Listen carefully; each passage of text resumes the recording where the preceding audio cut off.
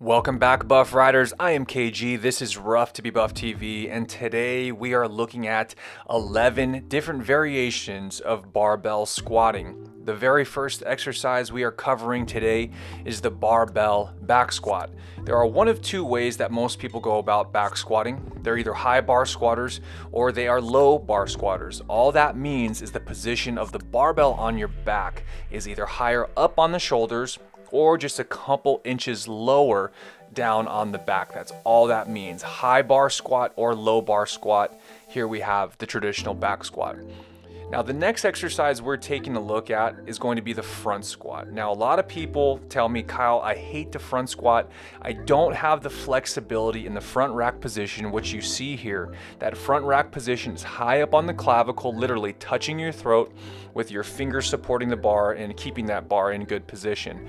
If you don't have very good flexibility, I have other exercises and variations moving forward in this vlog, but we're taking a look at the front squat here. And it should be from shoulder to shoulder, touching the throat, as high up on that shelf as possible.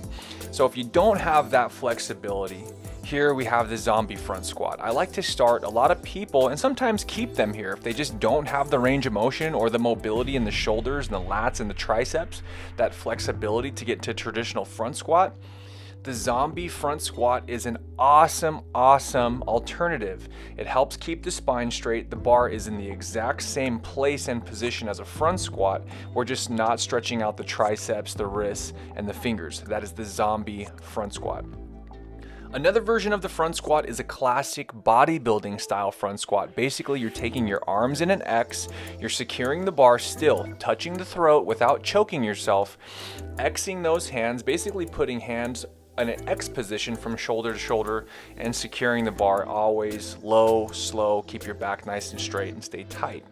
So moving on, we are going back into a back squat. I believe this is pause squats?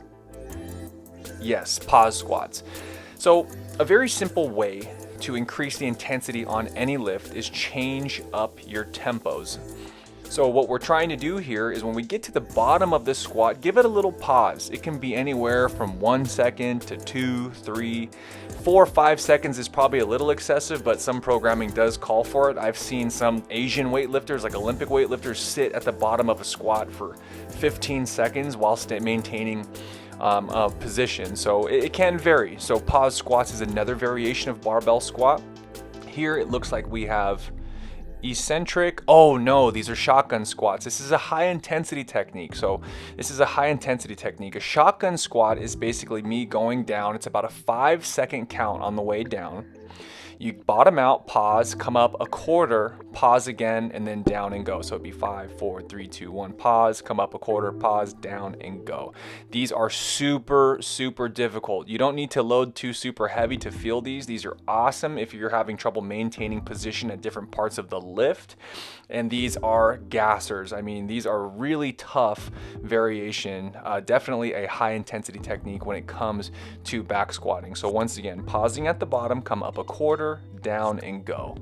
2 definitive pauses, one at the bottom and then one when you come up just a quarter of the way. A very difficult version of barbell squatting, the shotgun squat.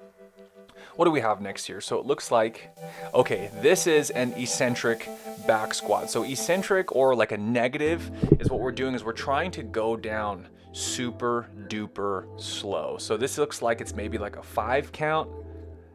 Yeah, about a 4 or a 5 count. And then I'm getting to the bottom position of my squat and then I'm driving up, having a hard concentric phase of the lift.